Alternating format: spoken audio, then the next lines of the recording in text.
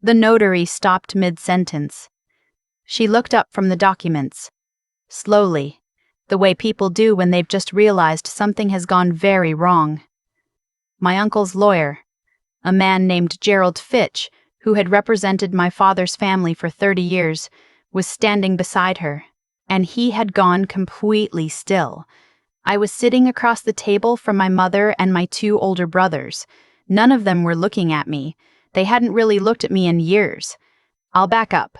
My name is Claire Beaumont. I'm 32 years old. I grew up in a small city called Lethbridge, Alberta. Flat prairie, big sky, the kind of place where everyone knows your family name before they know yours. My father was a civil engineer. My mother ran the household. My brothers, Patrick and Daniel, were everything my parents had hoped for. Patrick became an accountant, Daniel took over my father's small consulting firm, and then there was me.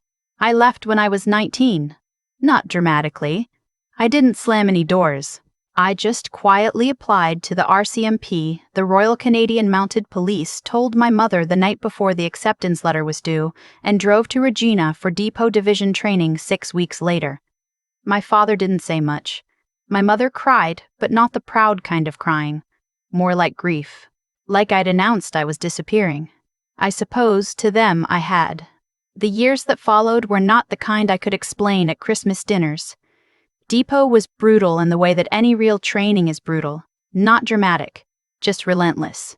Early mornings, physical testing, scenario drills, the constant evaluation of whether you had the temperament for it. I did. I graduated. I was posted to a detachment in northern BC, then later to a specialized unit that I'm not going to name here, because some of that work still isn't mine to talk about. That's the thing about certain kinds of service. People assume silence means nothing is happening. My family assumed that I had a quiet desk job somewhere, that I was doing the police thing, as Daniel used to say, like it was a hobby phase I hadn't outgrown. When I came home for visits, which became less frequent as the years passed, I would sit at the kitchen table and answer questions about whether I was seeing anyone, whether I was eating enough, whether I'd thought about coming back to Lethbridge. Nobody asked about the work. I think partly because they didn't want to know, and partly because they'd already decided the work wasn't worth asking about. My father got sick in the winter of 2022. Lung cancer, caught late. He declined quickly, the way that disease sometimes moves when it's had years of practice hiding. I took compassionate leave and came home for the last 2 months. I slept in my childhood bedroom, drove him to the Cross Cancer Institute in Edmonton for treatments, sat with him through the long afternoons when the medication made everything slow and strange. He didn't say much in those months, neither did I. But there was one afternoon, a Tuesday, I think, February, the sky the color of old dishwater, when he looked at me from the hospital chair and said, "I never knew what to do with you, Claire." He didn't say it meanly. He said it like a fact he'd finally made peace with. I said, "I know, Dad. He died in March." The estate wasn't large. The house in Lethbridge, a property north of Pincher Creek, about 40 acres of land my grandfather had bought in the 1970s, with a small cabin on it that nobody had used in years. Some savings, the consulting firm which Daniel had already been running. My father's will left the Pincher Creek property to all 3 of us equally, to be managed or sold by mutual agreement. Everything else was divided between my mother and the 2 boys in ways that were clear and uncomplicated, except that Patrick and Daniel wanted to sell the land. Immediately. A developer had already approached them, a company building rural recreational properties, acreages, that kind of thing. The offer was $480,000 for the 40 acres. They wanted to take it. They wanted me to sign. I said no, not because I wanted the money myself. The land had the old fence lines my grandfather built.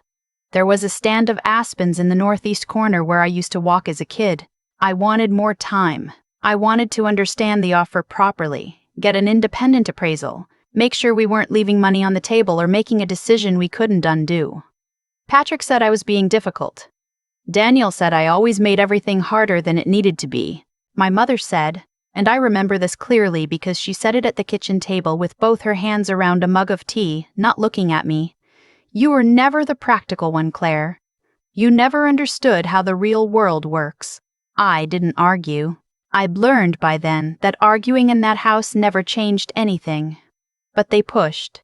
For 3 months, they pushed. Emails, phone calls, a family meeting at the lawyer's office in Lethbridge that I drove 6 hours to attend, where Gerald Fitch explained the offer again as though I were a child who needed the numbers broken down smaller.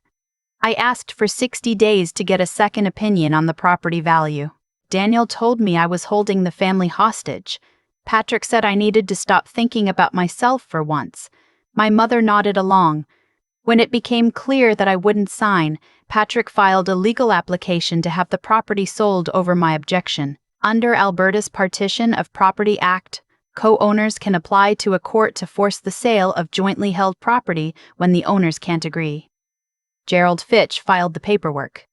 I received the court notice at my apartment in Vancouver. I read it twice. I set it on my kitchen counter. I stood there for a long moment looking out at the North Shore Mountains, the water going gray gold in the late afternoon light. And I thought about my grandfather's fence lines and the aspens, and the particular way the sky opens up over that part of Alberta. Then I called a lawyer. Her name was Miriam Okafor. She practiced property and estates law out of Calgary. A colleague had recommended her, someone from my unit who'd gone through a difficult estate dispute of her own. Miriam was quiet on the phone while I explained the situation. When I finished, she was silent for a moment and then said, "Okay, tell me about the land." I told her everything. She told me to send her the offer documents, the will, the court filing, and anything else I had. I did. 2 weeks later, she called back. Her voice was very calm. "Claire," she said, "this land is worth considerably more than $480,000. She had commissioned an independent assessment, the 40 acres near Pincher Creek, given its location, the agricultural classification, and proximity to the Castle Wilderness Corridor, which had become increasingly valuable to conservation buyers, had been assessed at between $740,000 and $820,000. The developer's offer, she said, was low by almost 40%. I asked what that meant for the court application. She said it meant we should let them have their day in court. I want to be honest about how I felt in those weeks. There was some anger, there was more than I'd like to admit, but underneath it was something older and more tired. The familiar weight of being the one who didn't fit, who made things complicated just by existing differently than expected. I had spent 13 years in a job that asked everything of me and gave me very little. I could explain to the people who were supposed to love me. And now I was standing in the way of their convenience, and that was all I was to them. Still, I wasn't there to punish anyone. I was there because the numbers were wrong and somebody had to say so. The hearing was set for a Thursday in early October. I drove to Calgary the night before and stayed at a hotel near the courthouse. I didn't tell my family I was coming in person. They'd assumed I would appear remotely, the way I'd participated in the earlier meetings. I got to the courthouse early. I wore a plain dark blazer. I'd taken 3 days of personal leave for this. Miriam met me in the hallway outside the courtroom. She was a small woman with close-cropped hair and reading glasses. She pushed up constantly when she was concentrating. She went through the documents one more time, calmly, the way she always did things. Before we went in, I asked her if she thought it would go well. She said, "I think when people don't have all the information, they tend to be surprised by what the information is." Gerald Fitch was already inside with my brothers. My mother was sitting in the gallery. She'd come to observe. I walked in, and she looked up, and something moved across her face. Surprise, maybe, or something closer to discomfort. Patrick leaned over and said something quiet to Gerald Fitch. Gerald glanced at me. He'd known me since I was a kid. He looked away. The judge who presided that morning was a woman named Justice Bergstrom. She was in her late 50s with a composed, unhurried manner. She read through the materials before speaking. Gerald Fitch presented the application first. The land could not be managed collectively. The parties were at an impasse. The developer's offer represented fair market value, and the simplest resolution was a court-ordered sale. He spoke with the practiced confidence of a man who has made the same argument many times and expected to win. Miriam presented our response. She submitted the independent assessment. She noted the discrepancy, $490,000 versus a fair market range of $740,000 to $820,000. She noted that my request for 60 days to investigate the offer had been refused by the other parties, that I had at no point refused to sell, only refused to sell at a price that did not reflect the property's value. Justice Bergstrom asked Gerald Fitch to respond to the valuation discrepancy. He said the developer's offer reflected current market conditions and that private assessments could vary. She looked at him over her reading glasses and said, "A variance of over 40% is not a matter of methodology, Mr. Fitch. That's not a range. That's a different number." She paused, looking at the documents. Then she said, "I'd also like to understand why a 60-day independent appraisal period was refused. Can you help me with that?" He said something about timelines and market volatility. She let that sit for a moment. Then she looked at me directly. "Ms. Beaumont, you've been employed in public service, I understand?" I said yes. "And your position required you to be away from Alberta for extended periods." I said it did. "Is there anything else you'd like the court to understand about your position here?"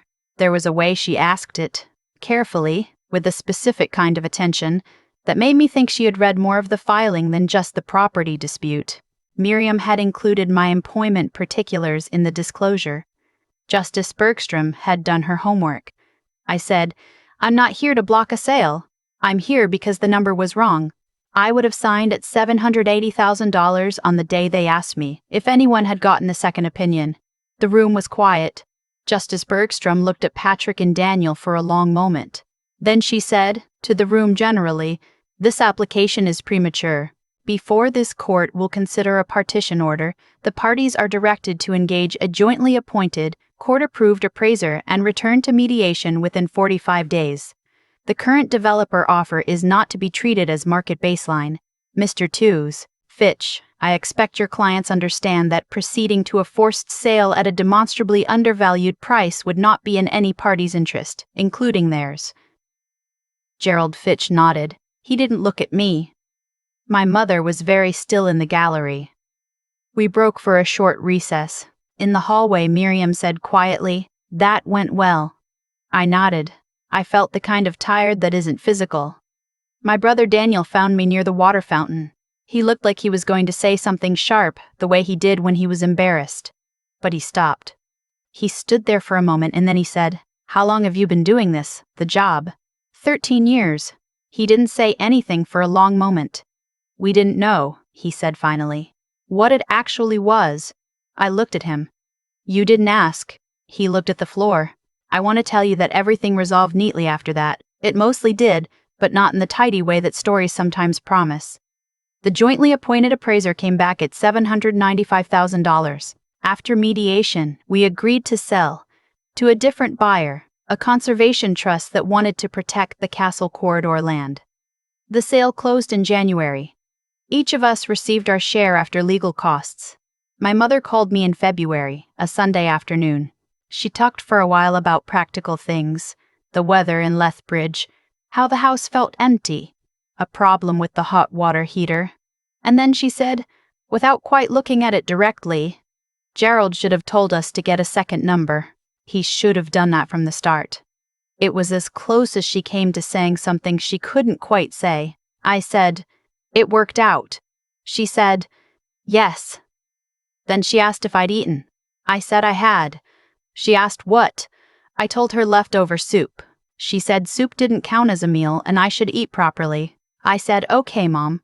It's not a perfect ending. My mother still doesn't fully understand what I do, or what it costs, or what it's given me. My brothers are more careful with me now, which is not the same as understanding me, but it's something. The land went to people who will let the aspens grow. That feels right. There's a particular loneliness that comes with being the person in your family that nobody can quite read. You learn early that you can either spend your life trying to be legible to them, or you can do the work you're meant to do and trust that the truth of it will find its own way out. 13 years of that work taught me the second thing. I didn't go to that courthouse to prove anything to my family. I went because the number was wrong and I was the only one who had slowed down enough to see it. But I'd be lying if I said there wasn't some quiet, tired part of me that was glad they finally had to sit still long enough to find out who I was. I've thought a lot about what actually happened in that courtroom. Not the legal part, but the human part underneath it. Patrick and Daniel weren't bad people. I want to be clear about that. They were people who had made up their minds about me a long time ago and never found a reason to revisit that decision. In their version of the family, I was the one who left. The one who made things complicated, the one who needed to understand how the real world worked. That story was comfortable for them. It explained a lot. And for years I let it stand because correcting it felt like more trouble than it was worth. But here's what I've come to understand. The stories people tell about you, when left unchallenged, have a way of becoming policy. My silence wasn't grace, it was permission. And eventually that permission cost us all something. It cost them a proper appraisal. It cost us years of distance that didn't have to be that wide. It cost my father whatever conversation we might have had if he'd ever asked a real question and I'd had the space to answer honestly. The choices we make about what to say and what to swallow have consequences that travel forward in time, not as punishment, just as physics. Patrick filed that court application because he genuinely believed I was being obstructive. He believed that because nobody had ever shown him otherwise. That's not fate. That's just what happens when a family stops being curious about each other. What changed things wasn't the hearing itself. It was the number, $795,000 versus $480,000. You can dismiss a person for years, but you cannot dismiss a $315,000 discrepancy in an Alberta courtroom with Justice Bergstrom looking at you over her reading glasses. The truth of it was just sitting there in a document, patient as anything, waiting for someone to finally read it out loud. Miriam used to say that good legal work is mostly just making sure the right information is in the room at the right time. I think that's true of most things. A lot of damage happens not because people are cruel, but because they're working with incomplete information and nobody has slowed down enough to correct it. What I carry from this is something I keep coming back to. Doing the quiet, honest work. Even when no one is watching, even when no one asks, even when the people who should care the most seem least interested, is not wasted effort. It accumulates. 13 years of service that my family couldn't see didn't disappear because they couldn't see it. It was still real. The land's real value didn't change because a developer offered less. Truth has a way of being stubborn like that, and the character you build in the years when nobody's paying attention is exactly the thing that holds you steady when they finally are.